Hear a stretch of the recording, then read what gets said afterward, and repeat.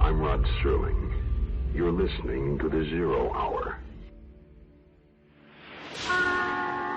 Suspense. I'm the Whistler. Yours truly, Johnny Dollar. Who is it? The Fat Man. Presents The Man Called X. The Mysterious Traveler. Another journey into the realm of the strange and terrifying. I hope you will enjoy the trip, that it will thrill you a little and chill you a little. So settle back, get a good grip on your nerves. Where are we going? You'll find out when we get there.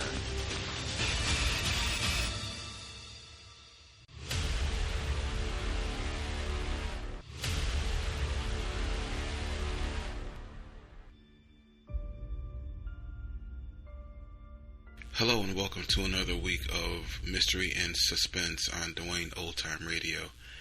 This week we are going to listen to CBS Radio Mystery Theater, also known as Radio Mystery Theater, and a couple other different names. Radio Mystery Theater was hosted by E.G. Marshall, who had a long career as a host throughout the years of classic radio. It was produced by Himan Brown, produced and created by Himan Brown, who also had a very long career in classic radio. One of his more famous productions was Inner Sanctum Mysteries, which was very popular. Radio Mystery Theater aired on CBS Radio Network. It ran from 1974 to 1982 with over 1,300 episodes, so clearly it was a very successful program. Today we are going to listen to the first drama of the series, titled The Old Ones Are Hard to Kill. The story is about a spry woman in her golden years who rents a room to an alien boarder with a peculiar confession he needs to make. It stars one of my favorite actresses, Agnes Moorehead. This episode aired January 6, 1974. And now, here's Act 1 of The Old Ones Are Hard to Kill. It begins with a stethoscope, a blood pressure reading, an electrocardiogram, and an altogether satisfying report on the health of Mrs. Ada Canby. Well, can't see a thing to complain about, Ada. That little congestion you had last time is all cleared up. All in all, I'd say you're doing fine. For a woman my age, you mean? The older the chicken, the tougher it is to kill. That's what my grandmother used to tell me, and she lived to be 98. Speaking of relatives, you see much of Walter. My grandson? Oh, the usual once-a-year visit. And he always comes up with the same complaint. What's that? That I shouldn't be living all alone. That big house of yours must get pretty lonely sometimes. Well, the truth is, Dr. George, I'm not alone there. You're not? I decided to take in the boarder last month. Really? I haven't written Walter about it. I'm sure he'd object to my taking in a stranger, but there's really nothing wrong with Mr. Paulson, except his health, maybe. His health? What's wrong with him? Oh, the poor man's had a terrible cold for the past 2 weeks. Won't let me do a thing for him, though. Well, where did you meet this Mr. Paulson? He answered the ad I ran. He's just back from South America. Been living in Brazil for years. He's a very nice gentleman, really. He keeps himself and tends his birds. He has the loveliest blue parakeets. You can hear them chirping all over the house. Oh, it's the friendliest sound. Well, I don't see anything wrong with what you're doing, Ada. Just make sure you don't go and catch the man's cold. Well, there's not much chance of that. The poor man hardly ever leaves his room. Well, how much do I owe you? I'll send you the bill. I'm sure you'll forget all about it. Promise me you'll send it.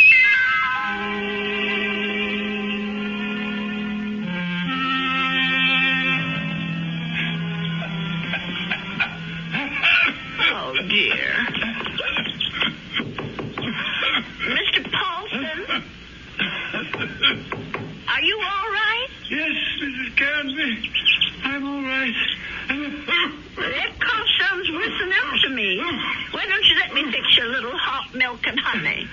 Thank you, Mrs. Canby. Thanks very much. I'm going to try to get some sleep. Well, all right, if you say so.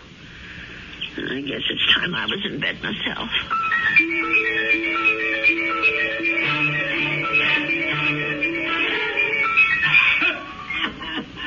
Oh, my, listen to that poor man. I wonder if he keeps his birds awake, too. Mrs. Canby, please. For heaven's sake, is he calling me? Mrs. Canby! He is calling me. I'm coming, Mr. Paulson. Oh, no. Where are those darn slippers? I'll be right there.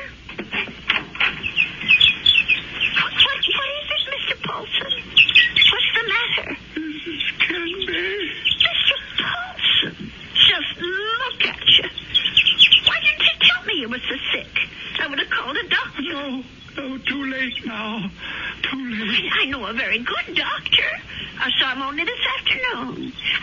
I'll go and call him right now. No, please, listen to me. Well, I've got to get help for you, Mr. Paulson. I'm dying. Confession. Well, do you want to preach? Is that what you want? Richardson murdered 10 years ago. What? Murder. I did it. I killed him for money. I was paid. Did you hear me? Oh, Lord. Mr. Paulson, do you know what you're saying? Do you understand me? Lindell is innocent. I killed Richardson, not Lindell. Well, let me get help. You can tell them yourself, Mr. Paulson, and the police and the doctor. You tell them, please. Tell them to free Lindell. He's innocent. Tell them I'm the one who killed Richardson 10 years ago. I don't know anything about such things, and I don't want to. I did it. I killed Richardson. I did it. I don't want to hear it. Please don't tell me. Please. Mr. Paulson, Mr. Paulson? Oh, dear God, I think he's gone.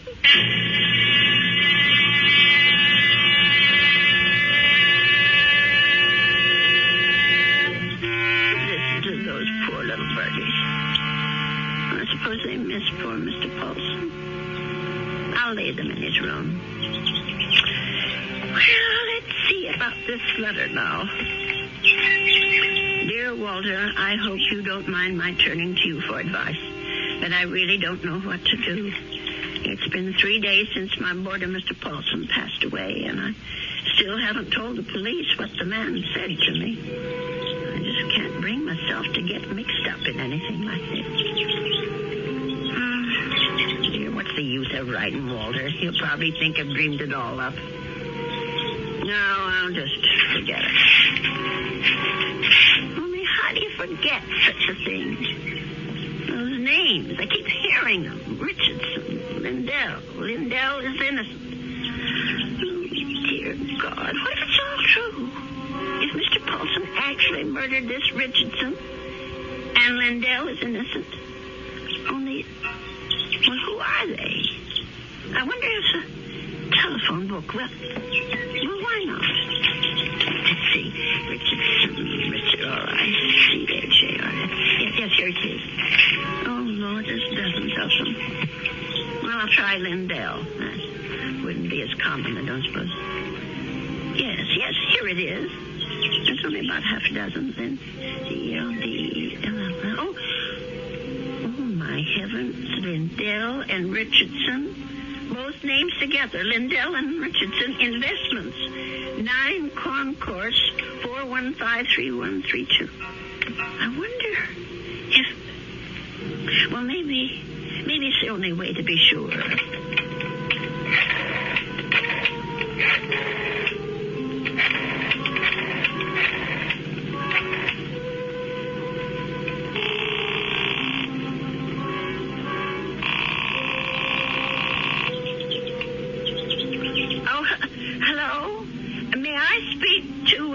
Mr. Lindell? He isn't? Well, then what about Mr. Richardson? Oh, I see. Well, is there someone there I can speak to? Yes, please. Thank you. Hello. This is Mr. Tilton. maybe you can. I want to know about your Mr. Richardson, about when he died. I think I did business with him once, a long time ago. Well, it's 10 years, madam, just about. But if you're interested in investment advice... Well, I'll think about it. Thank you very much. 10 years. Well, it could be a coincidence. I guess it all depends on how he died. Well,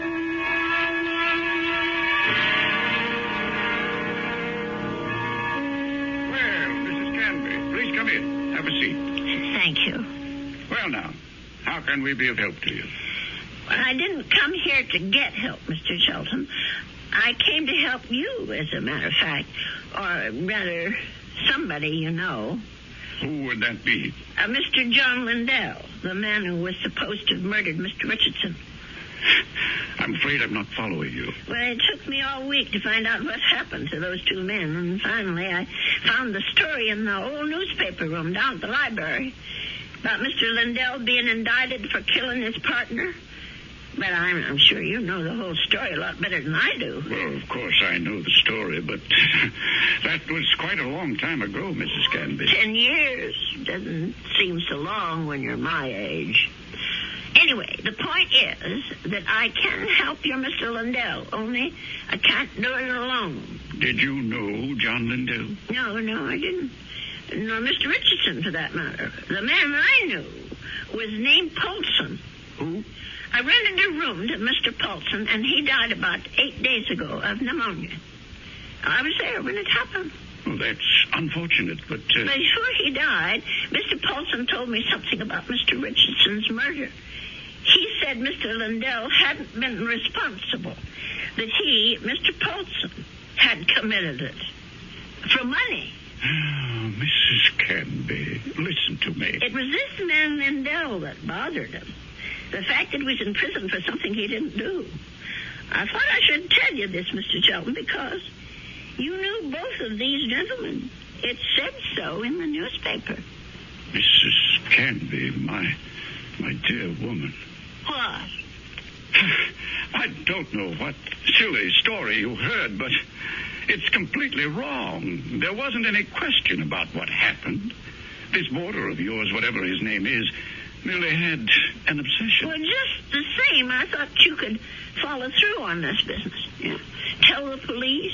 Because if it is true, Mr. Lindell should be freed. On evidence like that? Well, I don't know anything about evidence. I'm just telling you what I heard.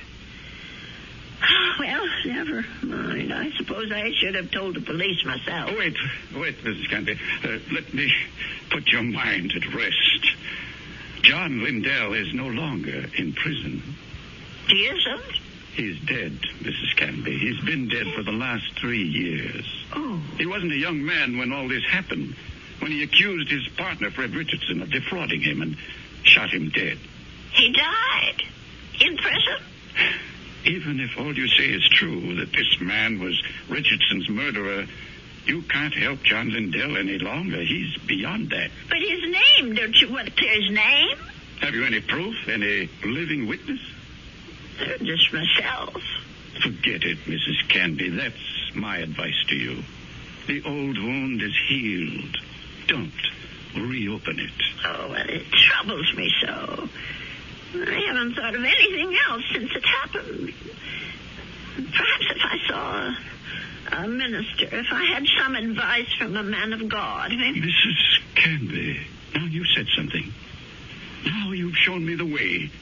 That's where our answer lies, dear woman, in prayer. Mm-hmm. In the forgiveness of our dear Lord. Will you pray with me, Mrs. Canby? Pray? Here? Why not? God is everywhere. Please, join me. Dear Lord, tell us what to do. Give us your divine guidance. Show us the path to righteousness. Mr. Shelton, Help us, O Lord. Help us to understand. Teach us to forgive the sins of others and to forget them. To forget. I feel much better now, Mrs. Canby. Do you? I'm not sure. Let us turn this matter over to God, Mrs. Canby, not to the police, but to the Lord. It's in His hands now. Don't you agree? Well, in a way, that's true. Since they're dead now. All of them.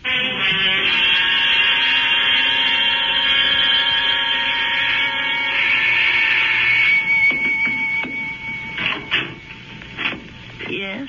Mrs. Canby? Yes. My name's Stuart Winfield, Mrs. Canby. I understand you have a room for rent? Yes, I do. Well, I'm new in town. I just arrived from Philadelphia. I've been staying at a hotel, but I'd like something homier. Well, the room I have is $35 a week. I can't offer you any meals, but you can use the kitchen all you want. Well, that sounds good to me. Would you like to see the room? Yes, ma'am, I sure would. Well, come on in then. Thank you. By the way, how did you know I had a room for rent? I was going to place an ad this weekend. Oh, I guess someone at the hotel mentioned it.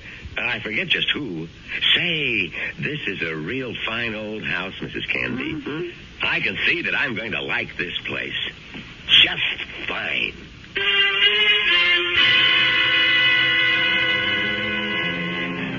And so Mrs. Canby has a new boarder. He's a very personable young man with a great deal more charm than old Mr. Paulson had. Perhaps in a little while, Mrs. Canby will be able to forget her former boarder and the shocking confession he made on his deathbed. I'll be back shortly with Act 2. I was...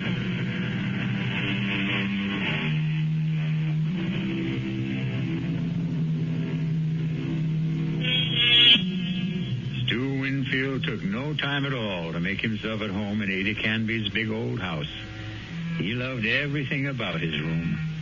The fine old four-poster bed, the crazy quilt that Ada herself had sewn up 40 years ago, the lace curtains on the window. He even loved Mr. Paulson's blue parakeets. But what he really seemed to like best was Mrs. Canby herself.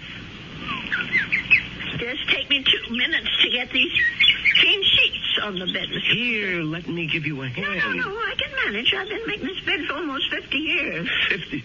You've lived in this house that long? Moved in here when I got married back in 1919. My husband David bought it for us. Our only son Ralph was born in it. And you've lost them both? Yes, they're both dead, but I haven't lost them.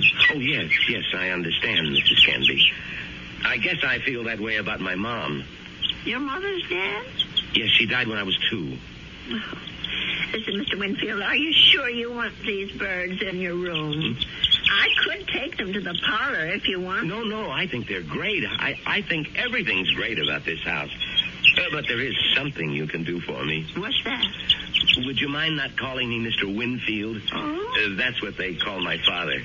My name's Stuart. Well, all right, Stuart.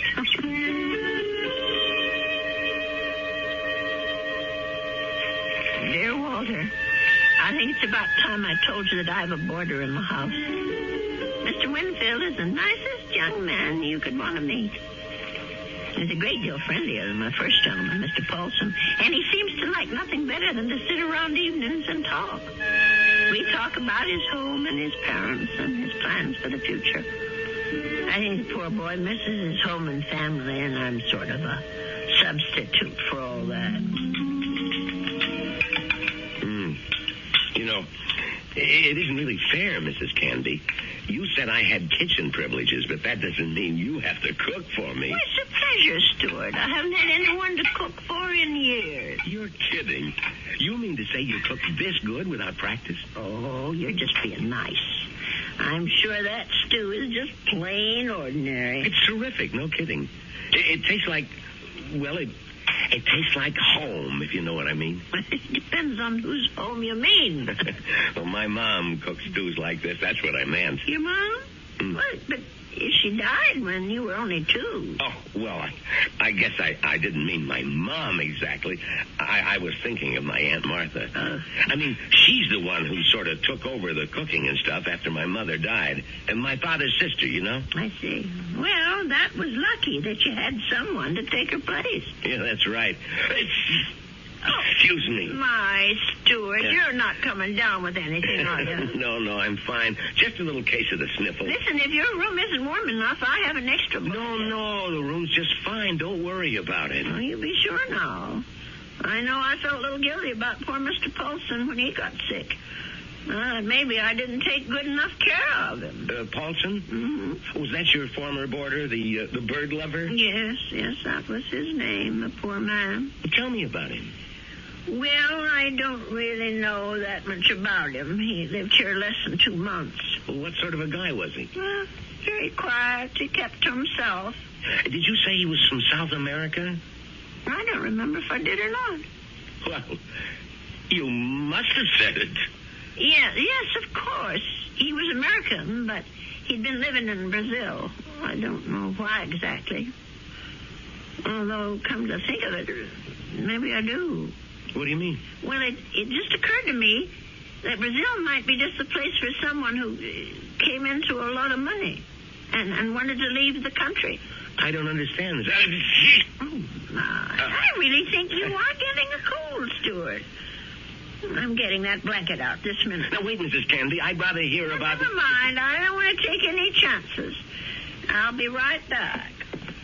Yes, Mrs. Candy. Don't take any chances.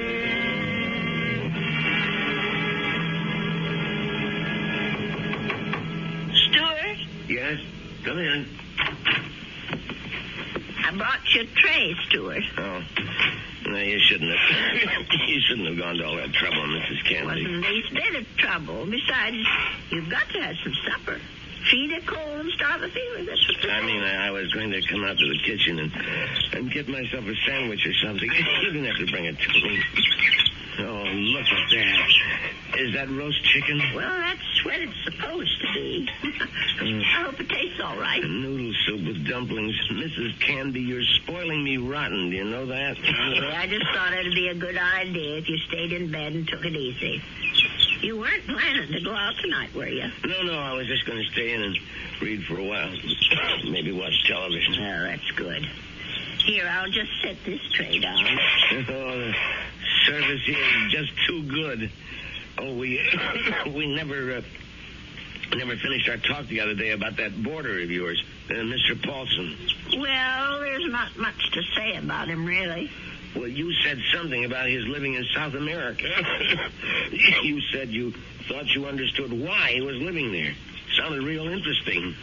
Well, the truth is, Stuart, there is something to tell about Mr. Paulson. Maybe you can help me feel better about it all. About what? I'm not going to tell you if you don't eat. All right, Mrs. Canby, I'll eat. Well, it happened just about 3 weeks ago.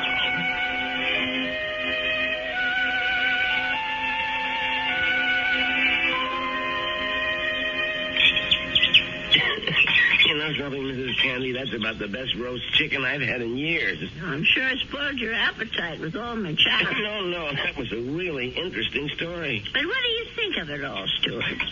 No, the killer is the man who hired Mr. Paulson. Don't you see? Is it right that he should get away with it? No, wait a minute. You're jumping to conclusions. No, I'm not. Mr. Paulson told me that he was hired to do this thing. Well, maybe he was hired by Lindell. Maybe Lindell hired him, and then Paulson got cold feet, and Lindell did the shooting himself. No, I'm sure that isn't true. You see, I read the newspaper article all about it. Well, you really were thorough about this, weren't you, Mrs. Candy? You poor man. That cold's gone to your chest now, hasn't it? No, I'm all right. Stop worrying about me. Let's talk about this other problem of yours. Well, maybe I'm making it more of a problem than it should be. Maybe if I just told the police everything, I could forget it once and for all. No, I really couldn't advise that, Mrs. Candy. Well, it said in the newspaper story that the two men were partners in that investment firm. Mr. Lindell thought that his partner Richardson was cheating, taking money out of the firm, and that's why he's supposed to have shot him. Wasn't there a witness to the shooting? Why, yes, I think there was. Come to think of it, it was Mr. Shelton. That's right. Well, doesn't that wrap it up for you? Well, it would if it wasn't for Mr. Paulson. Listen, Mrs. Canby, you know how much I like you. Why, in just a few days, you're more like family to me than my Aunt Martha ever was. Well, it's nice of you to say, Stuart. And that's why I want you to listen to me about this. That's why I want you to forget about this whole foolish thing. And listen to you. You sound awful, Stuart. Just terrible. No, I'm all right. No, you're not all right. I'm going to get you some cough medicine right this minute.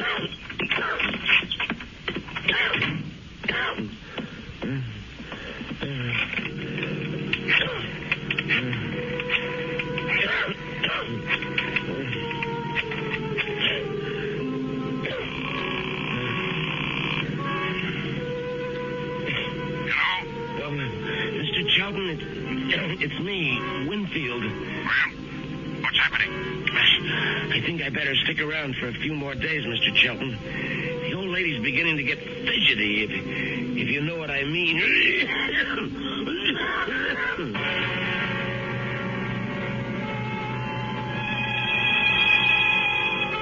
Well, something tells me that Stuart Winfield isn't such a nice young man after all. Could it be that he wasn't telling Mrs. Canby the truth about his dear mother and his Aunt Martha? Could he have not told her the truth about his plans for the future?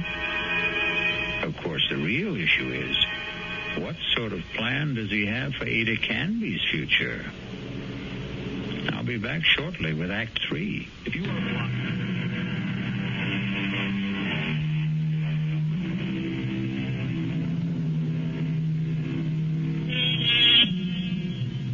Mrs. Canby. She isn't sleeping well tonight. But of course, Mrs. Canby has good reasons for insomnia. Her thoughts are whirling. Her boarder Stuart was right. She doesn't want the bother of going to the police. And she firmly believes in the old adage, if you don't trouble trouble, trouble won't trouble you. But still... Oh, my. I'm just never going to get to sleep tonight. Poor Stuart. He's still coughing. I'm sure that room is just too drafty. I never should have let any boarders in until I got the windows fixed. Oh, dear. That poor boy. I'll never forget the terrible night Mr. Paulson was coughing so badly. Huh? And the way he looked, all gray and shrunken. If only I knew he was so sick. No, if only he'd never even come to this house. Mrs. Canby, I killed Richardson. I did it. Do I ever forget the sound of that man's voice? Lindell is innocent. Lindell is innocent. That poor man. Years he spent in jail for something he didn't do. Let sleeping dogs lie, Mrs. Canby. My Aunt Martha always said, let sleeping dogs lie. Oh, if only I could get some sleep. Let us turn this matter over to God, Mrs. Canby. Not to the police. Not to the police. Not to the police. What a strange man he is. Shelton, where he talked about God, praying at his desk. Of course, God is everywhere, but his desk. I killed Richardson. I murdered him for money. I was paid. Paid? Someone had to pay him. Mr. Paulson wasn't the only guilty one. Someone else was, too. Oh, dear Lord. Mr. Shelton. Shelton, what did that newspaper article say? The chief witness against Mr. Lindell was Arnold Shelton. But how could he be a witness to something that never happened? How could he be? I'll have to tell someone. I'll have to talk to someone. Yes, I'll tell Stuart about it. In the morning.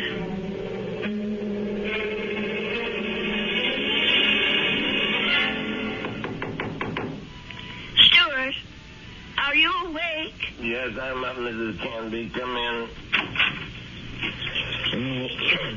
Oh, no. Now, don't tell me I'm getting breakfast in bed, too. Well, I know you had a terrible night last night, Stuart. You were coughing much worse than ever. I guess that medicine wasn't very good. Sorry I kept you awake, Mrs. Canby. No, that wasn't your fault. No. Something else kept me up. What was that? Oh, my mind, I guess. Maybe I should say my conscience. Oh, that sounds serious. But it is something serious, Stuart. Well, I might have let a man get away with murder.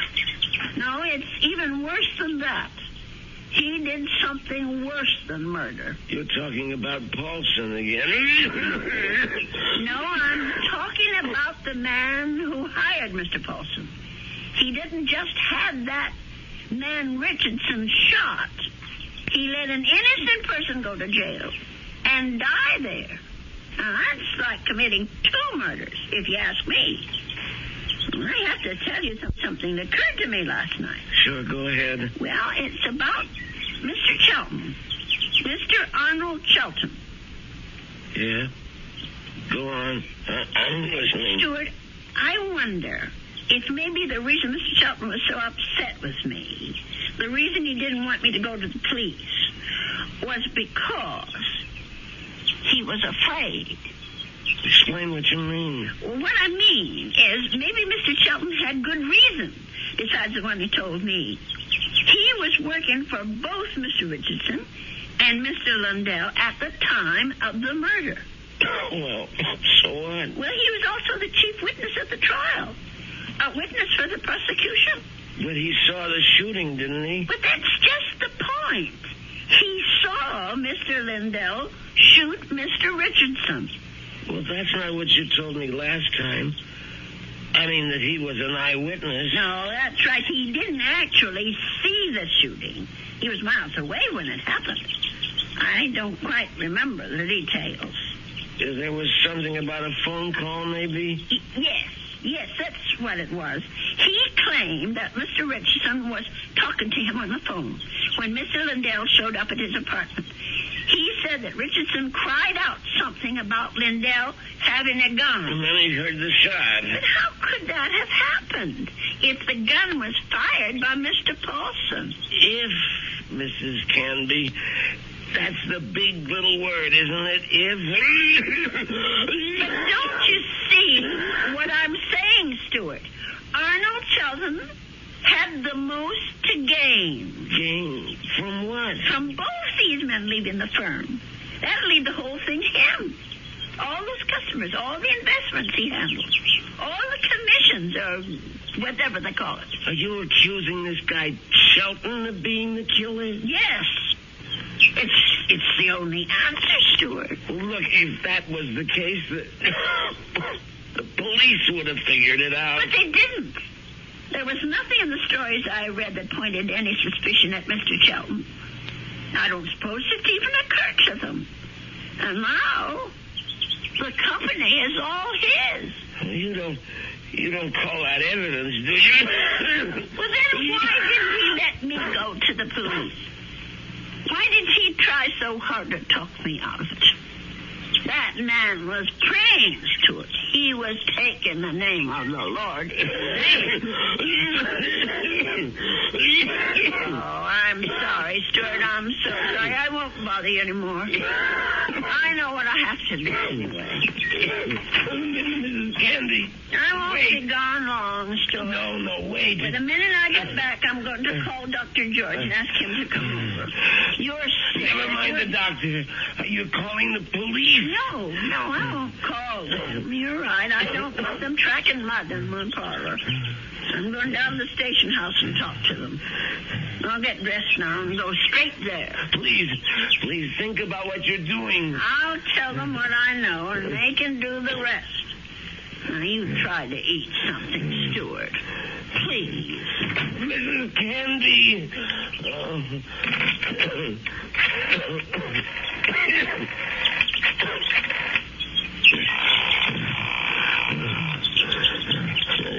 Sheldon? What is this, Winfield? I told you not to call me at the office. It's an emergency.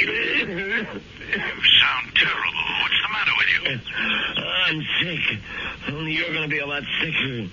What are you talking about? The old lady. I can't stop her. She's decided to talk. What? She figured it out. Figured out exactly what you did, Sheldon, and how you did it. You fool. You've got to stop her. Do you hear me? That wasn't part of the deal, Sheldon. It's all of the deal now. The price didn't include anything like that. The price just doubled. Old ladies are always having accidents. Make her have one. Make her have one now, Winfield. All right. She's gonna have a fall down the cellar steps. Right now.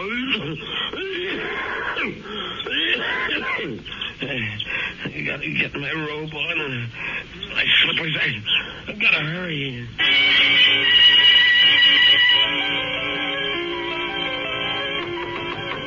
Stuart? Is that you? Open up, Mrs. Candy. Heaven's sake. Stuart Winfield, what are you doing out of bed? Now, you go right back there this second. I gotta talk to you, Mrs. Canby, before you go to the police. Just listen to you. You're all winded. You can hardly talk, Stuart. Now, go back to bed before you catch pneumonia, too. Now, don't go, Mrs. Canby. It would be better if you never went to the police. Better for you. Better for me. For you? I don't understand. Well, then I wouldn't have to hurt you, Mrs. Canby. That's what I mean. I wouldn't have to do anything bad to you. Stuart, what in the world are you talking about? Come on, old lady. Stuart. You're smart, all right. You really think things through. So now think a little harder. You knew? Stuart, you knew about Mr. Polk? That's right. That's how you knew my room was so rent, because Mr. Shelton told you. Now you're getting there, Mrs. Canby. That's why you rented it. That's why you were sent here. Just to watch you, Mrs. Canby. Just to see that you stayed sensible. Mr. Shelton did. I was hoping you'd never change your mind about calling the police. I didn't want this part of it. This isn't the part I like. Let me go, Stuart. Just relax, Mrs. Canby. Just take it easy. Please, Why, you're as light as a feather, Mrs. Canby. Just like my Aunt Martha would have been if I had an Aunt Martha. Please, let me down. Please. We've got a date now, Mrs. Canby. Let me go. Let me go. Put up such a fight, Mrs. Canby. I'm sick, remember? Shut your eyes. Please, shut your eyes and don't look down. Stuart, those stairs. Shut your eyes, old lady. They'll all be over the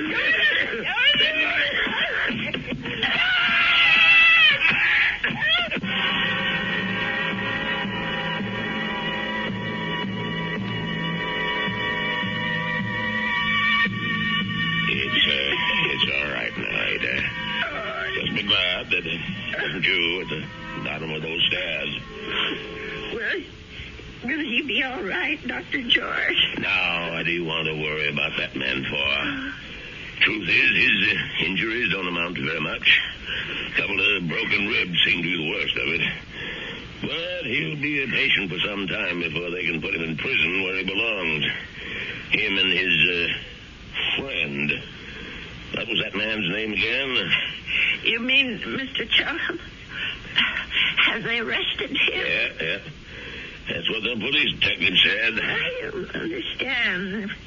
Stuart's injuries aren't serious. It's not the fall that made Winfield so sick. His case was diagnosed as simple pneumonia at first. And then I remembered about your first boarder, Nelson, was it? No, Folsom. Yes, Folsom. But he had pneumonia, too. He died of it. Oh, is pneumonia contagious? Yes, it is, but this disease was even more contagious. It's a pneumonia caused by a disease called psittacosis, better known as parrot fever. You get it from sick birds, like the parakeets in your spare room. Oh, no. Mr. Paulson's birds. Sorry, Ada, but they had to be taken out and destroyed. Oh, what a shame. There's one reason I feel sorry for them. They saved your life. Made Mr. Winfield too weak even to throw a little old lady down a flight of steps. Those poor little creatures. Yeah, but you can be grateful they didn't make you sick, too. Parrot fever is so contagious that no more than one person in 1,000 could be exposed to it and escape infection. It was pretty darn close to a miracle, Ada. They're hard to kill, Doctor. Remember? The old ones are hard to kill.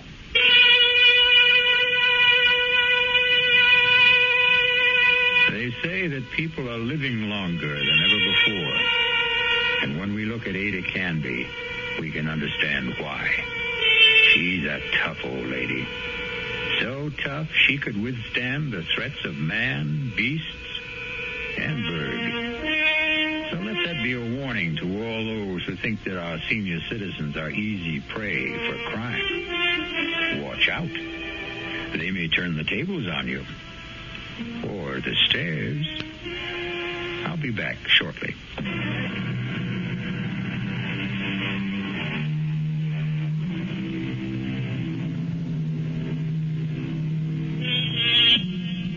We have one final comment for you on behalf of Ada Canby and old people everywhere. There's a saying, there's no fool like an old fool. But it's also true that there's no wisdom and strength like old wisdom and strength. There. Does that make you feel better about your next birthday? Our cast included Agnes Moorehead, Leon Janney, and Roger de Koven. The entire production was under the direction of Himan Brown. This is E.G. Marshall inviting you to return to our Mystery Theater for another adventure in the macabre. Until next time, pleasant dreams.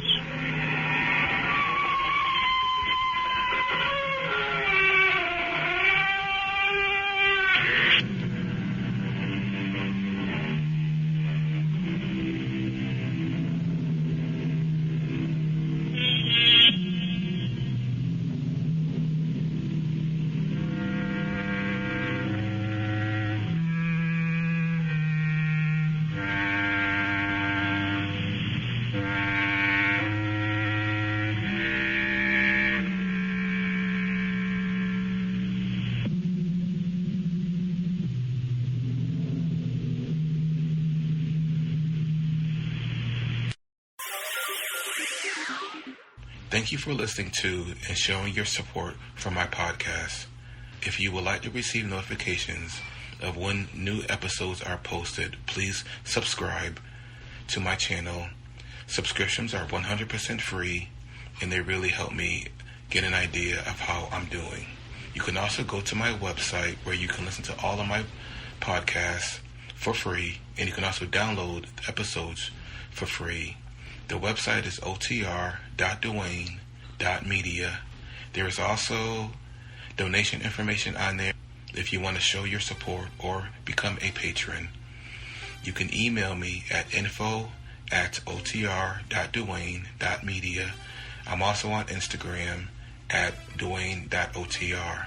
Well, hope you enjoyed, and until next time, stay safe, wish you well, and as always, peace.